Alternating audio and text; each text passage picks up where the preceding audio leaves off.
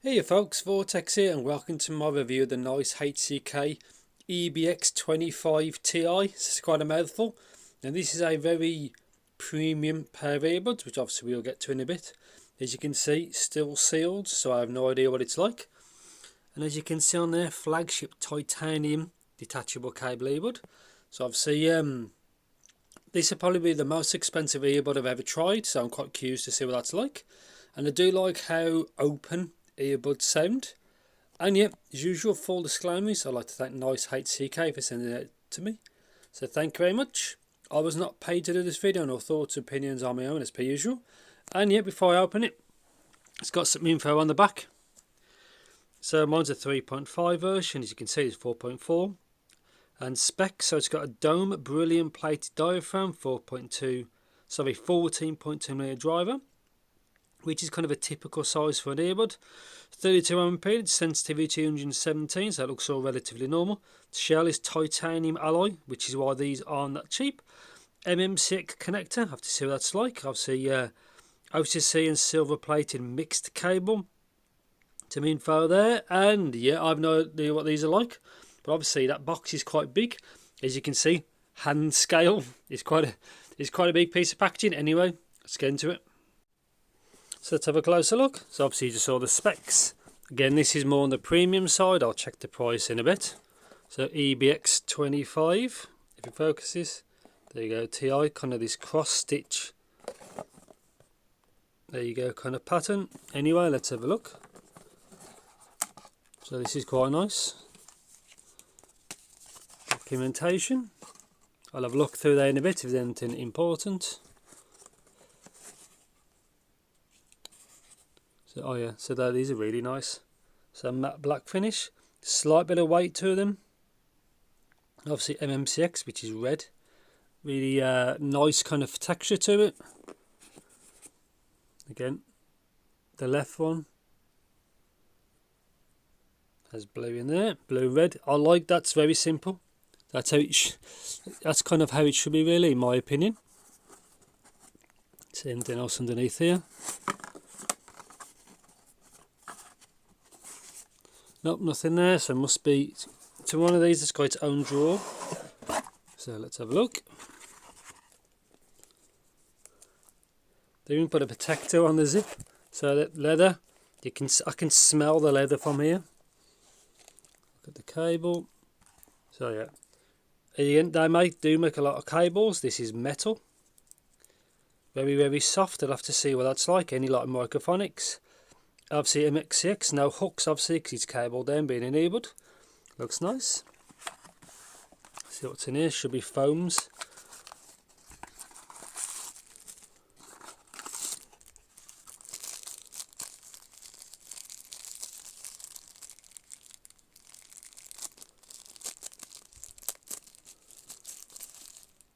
Yeah, so some foams in here. Look at those in a bit. The tool to get the actual cable off. Beep, beep, beep. Another tool to clean it. Obviously I'll check all these in a bit. Some more foams in there, I'll check in a bit. And these feel like rubber, I'll check all that later on. So yeah, quite a nice kind of experience. And yeah, I've no idea what these are like. Again, these are quite premium.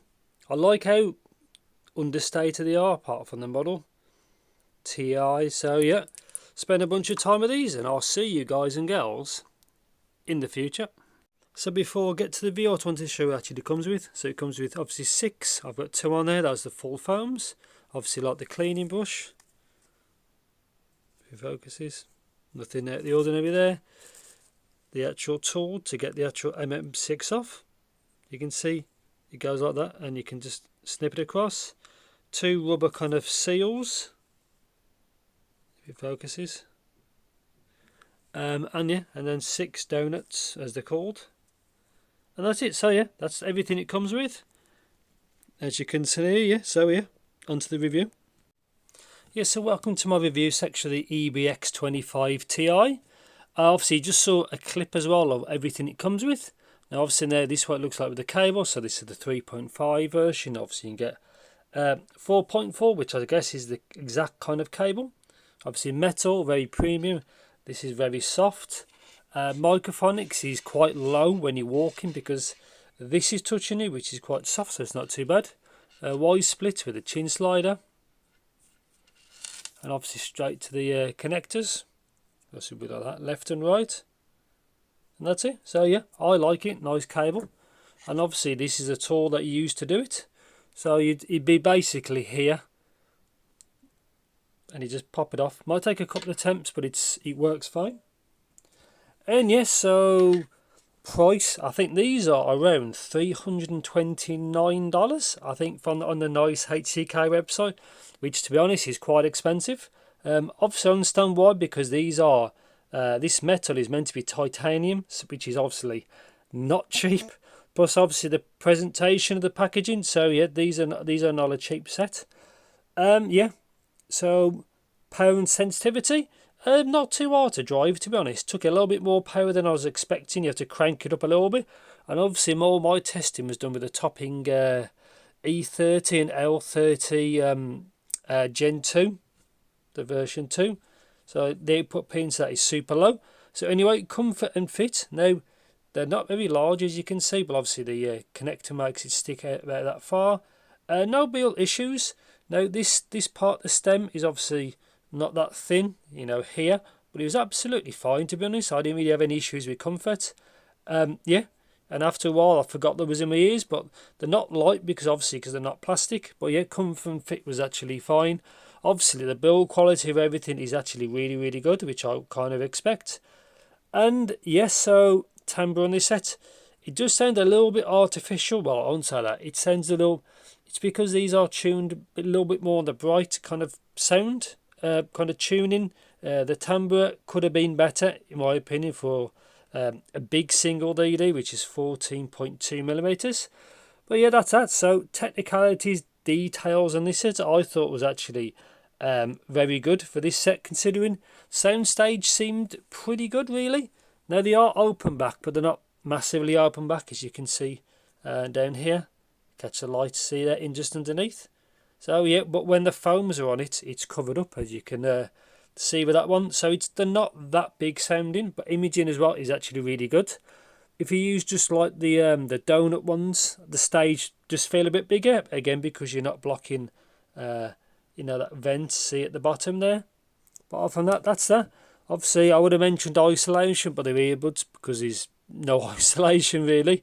So sound, so obviously I can't put a graph on.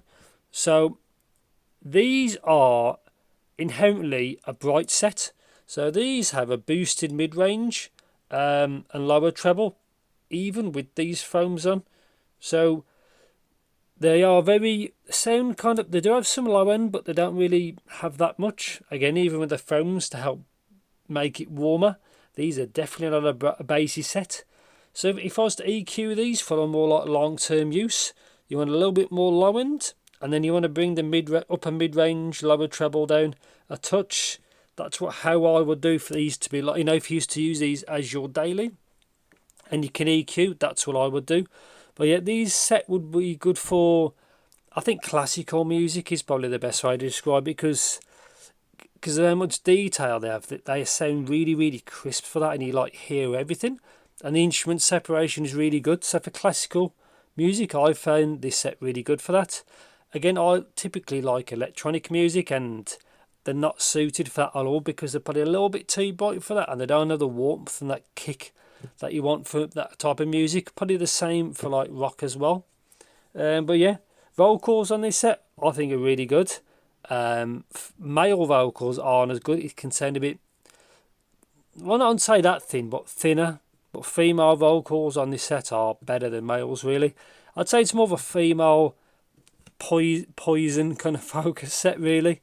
But yeah, detailed set, bit of a bright set, but personally, for what I like, these aren't for me. Yeah, very premium package. If you like that, if you like kind of classical, maybe a bit of folk music or something, you know, it might be more for your kind of thing. But yeah, dance music, electronic, EDM, techno, anything like that, which I dabble in basically. These aren't my pick for that. I would have liked that, obviously, but yeah, more of a treble set, upper mid-range kind of detailed set. These set will probably be good for some casual gaming, really. So you get all that kind of detail in the game. Probably not for competitive, but then again, it doesn't have a massive sound stage, so it might be easier to distance like the steps in a first-person shooter kind of thing. But yeah, I think that's pretty much it. So conclusion of the EBX25Ti, as it states there, focuses. They're quite decent, really, but to be honest, these just aren't my cup of tea. Again, very premium set. If you like earbuds, brighter tuning, these are the set for you. Obviously, more exotic materials as well. They're quite expensive.